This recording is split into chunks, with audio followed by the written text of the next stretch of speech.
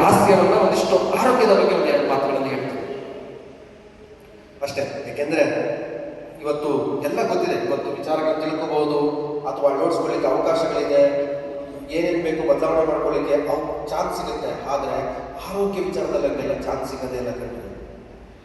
ಒಂದೇ ಸಾರಿ ಆರೋಗ್ಯ ಅನ್ನೋದು ಒಂದು ಕೆಡಿಸ್ಕೊಂಡ್ರೆ ಮತ್ತೆ ಸಂಪಾದನೆ ಮಾಡೋದು ಬಹಳ ಕಷ್ಟ. ಇದು ನಾವೆಲ್ಲರೂ ಅರ್ಥ ಮಾಡ್ಕೋಬೇಕಾಗಿರುವಂಥ ಮೊದಲನೇದು.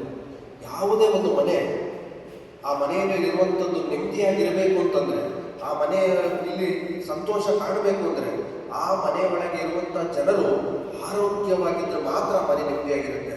ಮನೆ ಟಿವಿ ಇದ್ರೆ, ಕಾರ್ ಇದ್ರೆ, ವಾಷಿಂಗ್ ಮಿಷಿನ್ ಇದ್ರೆ, ಕುಕ್, ಆಮೇಲೆ ಇನ್ನೇನಿದಾವಲ್ಲ, ಆಮೇಲೆ ಈಗ ಪಾತ್ರೆ ತಗೋಬೇಕು ಮಿಷಿನ್ ಬಂದವು ಅದು ಇದ್ರೆ, ಆಮೇಲೆ ಕಸ ಹೊಡೆಯೋಕೆ ಬಂದವು ಅವೆಲ್ಲ ಇದ್ರೆ, ಒಳ್ಳೆ ನಮ್ಮ ಹಾಸನದ ಒಳ್ಳೆ ಜಾಗದಲ್ಲಿ ಸೈಟು ಒಳ್ಳೆ 2-3 ಫ್ಲೋರ್ ಬಿಲ್ಡಿಂಗ್ ಇದ್ದು 2 ಮನೆ ಬಾಡಿಗೆ ಬರ್ತಾ ಇದ್ರೆ ಖಂಡಿತ ನೆಮ್ಮದಿಯಾಗಿರೋದಕ್ಕೆ ಸಾಧ್ಯನೇ ಇಲ್ಲ. ಅರ್ಥ ಮಾಡ್ಕೊಳ್ಳಿ ನಾನು ಹೇಳೋ ಭಾಷೆಯನ್ನ. ನೀವು ಈಗಲೂ ಏನಾದ್ರು ತಿಳ್ಕೊಂಡಿದ್ರೆ ನಿಮ್ಮಂತಹ ಇನ್ನೇನು ಪದ ಬಳಸೋದು ನಾನು ಹೇಳಕ್ ಹೋಗಲ್ಲ. ಯಾಕೆ ಅಂದ್ರೆ ಇವತ್ತು ಅವರ ಮನೆ ಸಂತೋಷವಾಗಿರಬೇಕು ಅಂದ್ರೆ ಆ ಮನೆಯಲ್ಲಿರುವ ಜನರೆಲ್ಲರೂ ಆರೋಗ್ಯವಾಗಿರಬೇಕು. ಅದು ನೀವು ಅರ್ಥ ಮಾಡ್ಕೊಳ್ಳಿ. ಬರೀ ಆರೋಗ್ಯ ಇದ್ರೆ ಸಾಲದಿಲ್ಲ, ದೀರ್ಘಾಯುಷ್ಯಗಳಾಗಿರ್ಬೇಕು, ಅದು ಬಹಳ ಮುಖ್ಯ. ಒಂದು ಮನೆಗೆ ಮಾಟ ಮಾಡಿಸೋದು ಬೇಡ, ಯಾವ ಮಂತ್ರ ತಂತ್ರನೂ ಬೇಡ. ಆ ಮನೆಯಲ್ಲಿ ಒಬ್ಬ ಪೇಷಂಟ್ ಇದ್ರೆ ಆ ಮನೆ ನರಕ. ಸರಿಯಾಗಿ ಅರ್ಥ ಮಾಡ್ಕೊಳ್ಳಿ, ಸರಿಯಾಗಿ ತಿಳ್ಕೊಳ್ಳಿ. ಇವತ್ತು ನೀವು ಎಚ್ಚೆತ್ಕೊಳ್ಳಿಲ್ಲ ಅಂದ್ರೆ, ಇವತ್ತು ನೀವೇನಾದ್ರು ತಾಯಿಯಂದ್ರೆ ಜಾಗೃತಿ ಆಗಲಿಲ್ಲ ಅಂದ್ರೆ, ಯಾಕೆಂದ್ರೆ ಮನೆ ನಿಮ್ಮ ಕೈಲಿರೋದು, ಅಡಿಗೆ ಮನೆ ನಿಮ್ಮ ಜವಾಬ್ದಾರಿ. ನೀವೇನಾದ್ರೂ ಇವತ್ತಿಗೂ ಏನಾದ್ರು ಒಡವೆ ವಸ್ತ್ರ ಅದು ಇದು ಅಂತಕ್ಕೆ ಏನಾದ್ರು ಬಹಳ ಮಹತ್ವ ಕೊಟ್ಟಿದ್ರೆ ಖಂಡಿತ ಇಲ್ಲ. ಇವತ್ತಿನ ದಿನದಲ್ಲಿ ಬಹಳ ಬೆಲೆ ಇರೋದು ಒಳ್ಳೆ ಆರೋಗ್ಯವನ್ನು ಚೆನ್ನಾಗಿಟ್ಕೊಂಡ್ರು ಮಾತ್ರ. ಯಾಕೆ ಅಂದ್ರೆ ಮೊನ್ನೆ ಘಟನೆ ನಡೀತಲ್ಲ, ನೋಡಿದ್ರಲ್ವಾ ದಿಲೀಪ್ ರಾಜಂದು, ಅವನೇನೋ ಸತ್ತ. ಅದು ವಿಶೇಷ ಅನಿಸ್ತಿಲ್ಲ. ಆ ತಾಯಿ ಆಗ್ತಾ ಇದ್ದಲ್ಲ ಕಣ್ಣೀರು, ಆ ತಾಯಿ ಅಳ್ತಾ ಇದ್ದದ್ದು ನೋಡಿದ್ರೆ ಅವನ ಮಹತ್ವ ಎಷ್ಟಿದೆ ಅನ್ನೋದು ಆ ತಾಯಿಗೆ ಮಾತ್ರ ಗೊತ್ತು. ನಮಗೆ ಯಾರಿಗೂ ಗೊತ್ತಿಲ್ಲ. ಓದ ಬಿಡಿ, ಅವ್ನು ಯಾರು ಸಿನಿಮಾ ನಟ ಅಂತೆ, ನಮಗೆ ಏನಾಗಬೇಕು, ನನ್ನ ಮಲ್ಲಾಗಿಲ್ವಲ್ಲ, ನಮಗೇನು ಅನ್ಸ್ಬಿಟ್ಟಿದೆ, ನನ್ನ ಮಲ್ಲಾಗಿಲ್ಲ, ನನ್ನ ಯಜಮಾನರು ನನ್ನ ಮನೇಲಿ ಚೆನ್ನಾಗಿದ್ದಾರೆ ನೀವು ಅನ್ಕೊಂಡಿದ್ರಿ. ಇನ್ ಕೆಲವೇ ವರ್ಷಗಳು ಅದು ನಿಮ್ಮ ಮನೇಲೂ ಆಗ್ಬಿಡುತ್ತೆ. ನಾನೇನು ಹೇಳ್ತಿರೋದು ಸುಮ್ಮನೆ ಏನೋ ಇದು ಅಂತಲ್ಲ, ಪ್ರೆಸೆಂಟ್ ನಾನು ಹೇಳ್ತಿರೋದು ಅರ್ಥ ಮಾಡ್ಕೊಳ್ಳಿ. ಆ ಹೆಣ್ಮಕ್ಳು ಹೊತ್ತಿದ್ದು, ಆ ಹೆಣ್ಮಕ್ಳು ಕಿಚ್ಚಾಡಿದ್ ನೋಡಿದ್ರೆ ನಿಜವಾಗ್ಲೂ ಯಾರಿಗೋ ಒಬ್ಬ ವ್ಯಕ್ತಿಗಳು ಕರುಳು ಕಿತ್ತು ಬರುತ್ತೆ ಕಣ್ರಿ. ಯಾಕೆಂದ್ರೆ ಆ ಥರ ಸ್ಥಾನವನ್ನ, ಆ ಥರ ಪ್ರೀತಿಯನ್ನ ಗಂಡ ಬಿಟ್ಟು ಬೇರೆ ಯಾರು ಕೊಡ್ಲಿಕ್ಕೆ ಸಾಧ್ಯ ಇಲ್ಲ. ನಿಮ್ಮ ಹತ್ರ ದುಡ್ಡು ಇರ್ಬೋದು, ಬ್ಯಾಂಕ್ ಬ್ಯಾಲೆನ್ಸ್ ಇರ್ಬೋದು.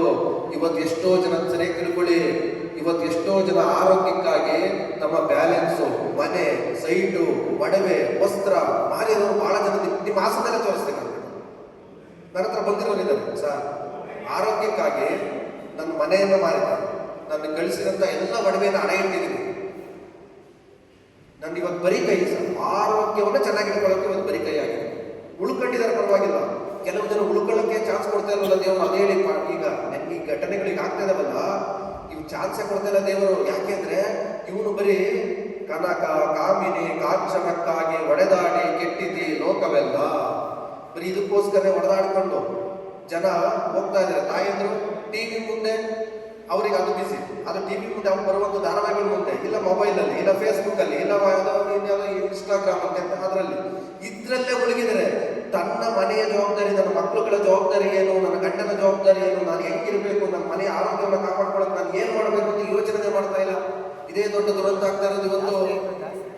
ಈ ತರ ಸ್ಥಿತಿಗೆ ಬರ್ಲಿಕ್ಕೆ ಸಾಧ್ಯನೇ ಇಲ್ಲ. ಆಮೇಲೆ ಸರಿಯಾಗಿ ತಿಳ್ಕೊಳ್ಳಿ, ನಾನು ಭಾಳ ಹೊತ್ತು ಮಾತಾಡಲ್ಲ. ಇವತ್ತೇನಾದ್ರು ನೀವೇನಾದ್ರು ಈ ಟೈಮ್, ರೈಟ್ ಟೈಮಲ್ಲಿ ನೀವೇನಾದ್ರು ಆರೋಗ್ಯದ ಕಡೆಗೆ ನೀವೇನಾದ್ರು ಗಮನ ಹರಿಸ್ತಿಲ್ಲ ಅಂದ್ರೆ ಇಂತಹ ಸ್ವರ್ಗ ಈ ಭೂಮಿ ಮೇಲೆ, ಇದೇ ಸ್ವರ್ಗ. ಈ ಭಾರತ ಅನ್ನುವಂಥ ದೇಶ ಈಗ ಇದಿರಲ್ಲ, ಈ ಜಾಗ ಅಂದ್ರೆ ಈ ಜಾಗ ಈ ಊರು, ಇದೇ ಸ್ವರ್ಗ.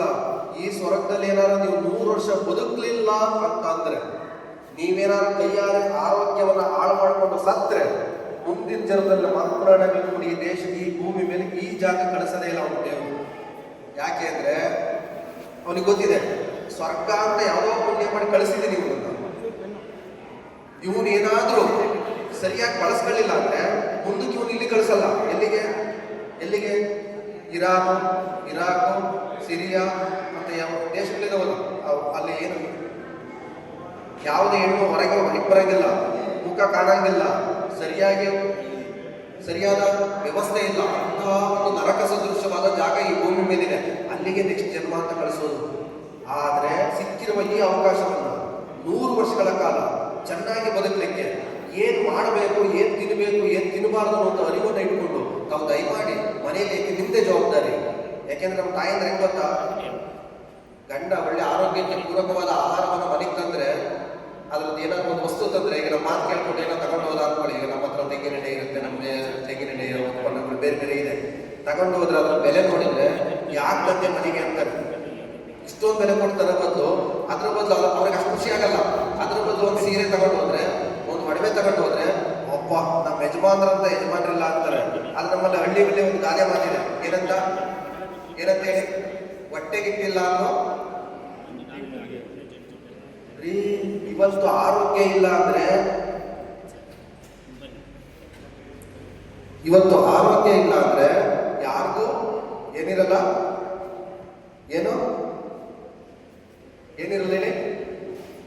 ಏನಿರಲ್ಲ ಬೆಲೆ ಇರಲ್ಲ. ಅದನ್ನ ಅರ್ಥ ಮಾಡ್ಕೊಳ್ಳಿ. ಆರೋಗ್ಯ ಇದ್ರೆ ಮಾತ್ರ ನಿಮಗೆ ಬೆಲೆ ಮತ್ತು ಗೌರವ. ಇವತ್ತಿನ ದಿನದಲ್ಲಿ ನಾನಲ್ಲ, ನಿಮ್ಗೆ ಸಮಯ ಇಲ್ಲ, ಸಮಯ ಇದ್ದರೆ ಬಹಳ ಚೆನ್ನಾಗಿ ಹೇಳ್ಬೋದಾಗಿತ್ತು.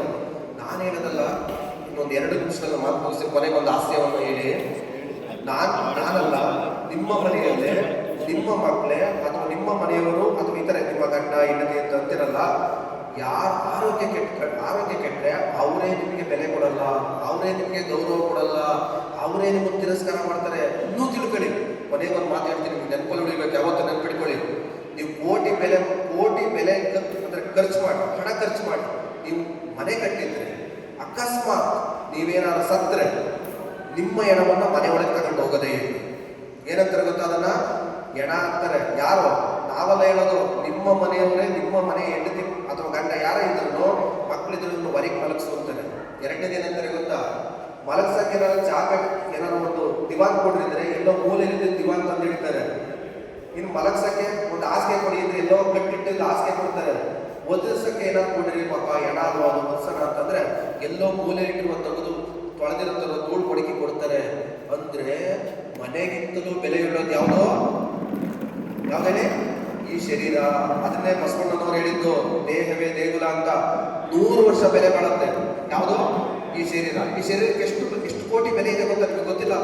ನೀವು ಗಳಿಸ್ತಿರೋ ಗೊತ್ತಿಲ್ಲ. ನೀವು ಜೀವನ ಪರ್ಯಂತ ಒಂದು ಶರೀರಕ್ಕೆ 100 ವರ್ಷ ಬದುಕುತ್ತೆ ಅಂದ್ರೆ ಇದಕ್ಕಂತಂದ್ರೆ ಎಷ್ಟು ಬೆಲೆ ಬಾಳುತ್ತಂತೆ ಗೊತ್ತಾ? 300 ರಿಂದ 400 ಕೋಟಿ ಬೆಲೆ ಬಾಳುತ್ತಂತೆ. ಯಾವುದೋ ಈ ಶರೀರ. ಇದ್ರ ಬಗ್ಗೆ ನಿಮ್ಗೆ ಮಹತ್ವ ಅರ್ಥ ಮಾಡ್ಕೊಳ್ಳಿ. ಒಂದ್ಸರಿ ಏನಾರ ಹಾರ್ಟಿನ ವ್ಯತ್ಯಾಸ ಆಯ್ತು ಅಂದ್ರೆ ಮತ್ ಸರಿ ಮಾಡೋದು ಕಷ್ಟ. ಒಂದ್ಸರಿ ಲಿವರ್ ಕೆಟ್ಟರೆ ಮತ್ ಸರಿ ಮಾಡೋದು ಕಷ್ಟ. ದೇವರು ಉಚಿತವಾಗಿ ಕೊಟ್ಟಿದ್ದಾನೆ, ಹಾಳು ಮಾಡ್ಕೋಬೇಡಿ. ದಯಮಾಡಿ ನಿಮಗೆ ವಿನಂತಿ ಮಾಡ್ಕೊಳ್ತಾ ಇದ್ದೀನಿ, ಕೇಳಿಸ್ಕೊಳ್ಳಿ, ಅಳವಡಿಸ್ಕೊಳ್ಳಿ, ಬದಲಾವಣೆ ಮಾಡ್ಕೊಳ್ಳಿ. ಇವತ್ತು ಮುಂದೆ ಬೆಲೆ ಇರೋದು ಆರೋಗ್ಯ ಮತ್ತು ಯಾರು ದುಡಿತಾರೋ ಜಮೀನು, 2 ಇರೋರಿಗೆ ಮಾತ್ರ ಮುಂದೆ ಬೆಲೆ. ಇನ್ನು 5 ವರ್ಷ ಕಾಯಿರಿ, ಇನ್ನು 5 ವರ್ಷ ಕಾಯಿರಿ. ಅಂತ ಬೆಲೆ ಉಳ್ಳಂತ ಶರೀರವನ್ನ, ಅಂತ ಬೆಲೆ ಉಳ್ಳಂತ ಆರೋಗ್ಯವನ್ನ ಹಾಳು ಮಾಡ್ಕೊಂಡಲ್ಲೇ ಯಾವ ರೀತಿ ಇದ್ರೆ ಚೆನ್ನಾಗಿರ್ತೀರ ಅದನ್ನ ಚೆನ್ನಾಗಿ ಇಟ್ಕೊಳ್ಳಿ ಅಂತ ಮತ್ತೊಮ್ಮೆ ತಮಗೆ ವಿನಂತಿ ಮಾಡ್ಕೊಂತ ಮನೆಗೊಂದು ಆಸೆ ಹೇಳ. ಬಹಳಷ್ಟು ಆಸೆ ಪ್ರಸಂಗಗಳು, ಬಹಳಷ್ಟು ಆಸೆ ಸನ್ನಿವೇಶಗಳು ಹೆಂಗಿರ್ತವೆ ಗೊತ್ತಾ? ಅನೇಕ ಸಾಂಸಾರಿಕದಲ್ಲೂ ಅನೇಕ ಆಸೆ ಪ್ರಸಂಗಗಳಿರ್ತವೆ. ಹೆಂಡತಿ ಗಂಡನನ್ನ ಕೇಳಿದ್ದಾರೆ, ರೀ ಏನೇ ಅಲ್ಲರೇ ನೀವೆಂತ ಪುಣ್ಯವತ್ತು ಅಂದ್ರೆ ನಿಮಗೆ ಇಲ್ಲೂ ಅಪ್ಸರಿಯರು, ಹೌದು ಇಲ್ಲೂ ಅಪ್ಸರಿಯರೇ ಸಿಗ್ತಾರೆ ನಮಗೆ, ಅಂದ್ರೆ ಅಷ್ಟು ಸುಂದರವಾಗಿರುತ್ತೆ ಹೆಂಡತಿ ಸಿಗ್ತಾರೆ. ಅಲ್ಲರೇ ಹೇಳ್ತೀನಿ, ಅಲ್ಲರೇ ನಿಮ್ಗೆ ಇಲ್ಲೂ ಅಪ್ಸರಿಯರು, ಅಕಸ್ಮಾತ್ ಸತ್ತರೆ ನಿಮಗೆ ಮೇಲೋದ್ರು ಅವರೇ ಇರ್ತಾರಂತಲ್ಲ. ಹೌದು, ಮತ್ತೆ ನಮಗಿಲ್ಲೂ ಅವರೇ ಮೇಲೂ ಅವರೇ. ಅವಾಗ ಹೆಂಡತಿ ಅಲ್ಲಂತೆ, ರೀ ನಮಗಿಲ್ಲೂ ಏನಂತ, ನಮಗಿಲ್ಲೂ ಇಂತರೇ ಸಿಗ್ತಾರೆ, ಮೇಲೋದ್ರು ಅಂತರ ಸಿಗ್ತಾರೆ. ನಾನು ಹೇಳಲ್ಲ ಯಾರು ಎಂತರ ಸಿಗ್ತಾರೆ ಅಂತ ಹೇಳಿ ಅಂತ. ಅಂದ್ರೆ ನಮ್ಮ ತಪ್ಪುಗಳನ್ನ, ನಮ್ಮಲ್ಲಿ ಹಾಸ್ಯವನ್ನ ಯಾವ ರೀತಿ ಕಾಣ್ಬೋದು ಅನ್ನೋದಕ್ಕೆ ಈ ರೀತಿ ಹಾಸ್ಯವನ್ನ ನಾವು ನೋಡಬಹುದು. ಬಹಳಷ್ಟು ಸಂಸಾರದಲ್ಲಿ ಅನೇಕ ಹಾಸ್ಯ ಸನ್ನಿವೇಶಗಳನ್ನ ಗಂಡ ಹೆಂಡತಿರಲ್ಲಿ ಅಥವಾ ಸಾಂಸಾರಿಕ ಜೀವನದಲ್ಲಿ ನಾವು ನೋಡ್ತಾ ಹೋದ್ರೆ ಎಂತೆಂಥ ಹಾಸ್ಯ ಸನ್ನಿವೇಶಗಳು ಇರ್ತವೆ ಗೊತ್ತಾ? ಬಹಳಷ್ಟು ಇರ್ತವೆ, ನೀವು ನೋಡೋದಿಲ್ಲ. ಹೀಗೆ ಈ ಗಂಡ ಮದುವೆ ಹಬ್ಬ ಹರಿದಿನಕ್ಕೆ ಒಂದು ಬಟ್ಟೆ ಅಂಗಡಿ ಕರ್ಕೊಂಡು ಸೀರೆ ಕೊಡ್ಸೋಣ ಅಂತ. ಅವಾಗ ಹೆಂಡತಿಗೆ ಹೇಳಿದ್ರು ಗಂಡನಿಗೆ, ರೀ ಒಂದು ಸೀರೆ ತಗೊಳ್ರಿ. ಅವಾಗ ಹೆಂಡತಿ, ಇಲ್ಲ ರೀ ನೀವೇ ಯಾವುದು ಬೇಕೋ ಆ ಸೀರೆಯನ್ನು ಆಯ್ಕೆ ಮಾಡ್ಕೊಳ್ಳಿ ನೀವೇ ಅಂತ ಹೇಳಿ. ಇಲ್ಲ ರೀ ನೀವೇ ತಗೊಳ್ರಿ, ನೀವು ಯಾವ್ದಾರು ಆಯ್ಕೆ ಮಾಡ್ಕೊತೀರ ಅದನ್ನು. ಇಲ್ಲ ಕಡೆ ನೀನು ಉಳ್ಕೊಳ್ಳೋಣ, ನಿನಗೆ ಯಾವ್ದು ಬೇಕಾದ್ರೆ ನೀನು ಆಯ್ಕೆ ಮಾಡ್ಕೊಂಡು. ಆಗ ಮನೆಗೆ ಹೇಳ್ದ, ಅದೇ ನಿನಗೆ ಬೇಕಾದ ನೀನು ಆಯ್ಕೆ ಮಾಡ್ಕೊಂಡು ಹೋಗ್ಬಿಟ್ಟು ನನಗೆ ಯಾಕೆ ಹೇಳ್ತಿದ್ದ, ನೀವು ಆಯ್ಕೆ ಮಾಡ್ರಿ ಅಂತ. ಅಲ್ಲರಿ ಏನೇ ಆಗ್ಲೂ ನಾನು ಆಯ್ಕೆ ಮಾಡ್ಕೊಂಡ್ರು ಅಥವಾ ನೀವು ಆಯ್ಕೆ ಮಾಡ್ಕೊಂಡ್ರು ಬಟ್ಟೆ ಒಗೆಯೋ ನೀವಲ್ವಾ, ನಿಮಗೆ ಯಾವ ಸುಲಭವಾಗಿರ್ತದೆ ಅದನ್ನ ನೀವೇ ಆಯ್ಕೆ ಮಾಡ್ಕೊಳ್ಳಿ. ಈ ರೀತಿ ಅನೇಕ ಹಾಸ್ಯ ಸನ್ನಿವೇಶಗಳು ಸಮಯ ಸಿಕ್ಕಾಗ ಸಮಯದ ಅಭಾವದಿಂದ ಏನೋ ಒಂದಿಷ್ಟು ವಿಚಾರಗಳನ್ನ ನಿಮ್ಮ ಜೊತೆಗೆ ಮೌಲ್ಯಯುತವಾದಂಥ ವಿಚಾರಗಳನ್ನ ಜೊತೆ ಹಂಚ್ಕೊಂಡಿದ್ದೀನಿ. ಯಾಕೆಂದ್ರೆ ನಮಗೆಲ್ಲ ಒಂದೊಂದು ಗಂಟೆ 2 ಗಂಟೆ ಬೇಕು, ಇವತ್ತು ಬೇಕಾಗಿರೋದೇ. ಆದರೆ ಆ ಸಿಕ್ಕ ಕೆಲವೇ ಸಮಯದಲ್ಲಿ ನಿಮ್ಮ ಜೊತೆಗೆ ಒಂದೆರಡು ಒಳ್ಳೆ ಮುತ್ತಿನಂಥ ಮಾತುಗಳನ್ನ ನಿಮ್ಮ ಜೊತೆಗೆ ಹಂಚ್ಕೊಂಡಿದ್ದೀನಿ. ಇದನ್ನು ಅಳವಡಿಸ್ಕೊಳ್ಳಿ, ಬದಲಾವಣೆ ಮಾಡ್ಕೊಳ್ಳಿ. ನಿಮ್ಮ ಕುಟುಂಬ ಚೆನ್ನಾಗಿರಬೇಕು, ನೀವು ಚೆನ್ನಾಗಿರಬೇಕು, ನಿಮ್ಮ ಆರೋಗ್ಯವೇ ಸಂಪತ್ತು ಅಂತ ನಮ್ಮಲ್ಲಿ ಮತ್ತೊಮ್ಮೆ ವಿನಂತಿ ಮಾಡ್ಕೊಂತ ಯಾವಾಗಲಾದ್ರೂ ಮತ್ತೊಮ್ಮೆ ಸಿಗೋಣ. ಬನ್ನಿ, ನೀವು ಇಲ್ಲಿಗೆ ಸೇರ್ಕೋಬೇಡಿ, ಇಲ್ಲಿಯೇ ತಿರುಗಬೇಡಿ. ಇನ್ನೊಂದ್ಸರಿ ಯಾವಾಗ ಒಂದು ಒಳ್ಳೆ ಕಾರ್ಯಕ್ರಮ ಮಾಡೋದಕ್ಕೆ ನಮ್ಮ ಮನೆಯಲ್ಲೇ ಮಾಡ್ಕೊಡೋ ಮೇಲೆ ಬನ್ನಿ. ತುಂಬ ಚೆನ್ನಾಗಿದೆ, ಒಳ್ಳೆ ನಿಸರ್ಗದ ಮಧ್ಯೆ ಒಳ್ಳೆ ನಾಟಿ ಹಸುವಿನ ಹಾಲು, ಅದರಲ್ಲೇ ಮಜ್ಜಿಗೆ ಮೊಸರು ಏನು ಬೇಕು ಒಳ್ಳೊಳ್ಳೆ ಐಟಮ್ ಮಾಡಿಸೋಣ, ಗುಣಪಡಿಸೋಣ. ನೋಡುವಂತೆ ಹೇಗೆ ದೀರ್ಘಾಯುಷ್ಯ ಇವತ್ತು ಬದುಕುವುದು 100 ವರ್ಷ ಯಮ ಮರೆಯಲ್ಲ ಆಯಸ್ಸನ್ನ ಬರೆಯೋ ನಾವು ಹೆಂಗೆ ಬದುಕ್ತೀವೋ ಅದ್ರ ಮೇಲೆ ನಮ್ಮ ಆಯಸ್ಸನ್ನು ಪಡ್ಕೋಬಹುದು. ನಾನಂತೂ 100 ವರ್ಷ ಬದುಕ್ತೀನಿ, ನೀವು 100 ವರ್ಷ ಬದುಕಬೇಕು ಅನ್ನೋ ನನ್ನ ಆಸೆ. ಅದಕ್ಕೆ ಏನು ಬೇಕು ಆರೋಗ್ಯದ ವಿಚಾರಗಳನ್ನು ತಿಳ್ಕೊಳ್ಳಿಕ್ಕೆ ನಮ್ಮ ಜೊತೆ ಕಾಂಟ್ಯಾಕ್ಟಲ್ಲಿರಿ, ನಮ್ಮ ಜೊತೆಗೆ ಸಂಪರ್ಕದಲ್ಲಿರಿ, ನಿಮ್ಮ ಜೊತೆ ಇನ್ನೂ ಒಳ್ಳೊಳ್ಳೆ ವಿಚಾರಗಳನ್ನು ಹಂಚ್ಕೊಂಡು ಚೆನ್ನಾಗಿರೋಣ. ಆರೋಗ್ಯವೇ ಮತ್ತೊಮ್ಮೆ ಭಾಗ್ಯ ಅಂತ ಹೇಳ್ತಾ ಇಷ್ಟು ಅವಕಾಶ ಮಾಡಿಕೊಟ್ಟಂತ ನಮ್ಮ ಕ್ಲಬ್ಬಿನ ಅಧ್ಯಕ್ಷರಿಗೆ, ನಮ್ಮ ಯೋಗೀಶ್ ಅವರಿಗೆ, ನಾವು ಸರ್ವ ಸದಸ್ಯರು ಇಷ್ಟು ಶಾಂತ ರೀತಿಯಲ್ಲಿ ಕೇಳಿದ್ದಕ್ಕೆ ನಮ್ಮೆಲ್ಲರೂ ನಮಸ್ಕಾರ.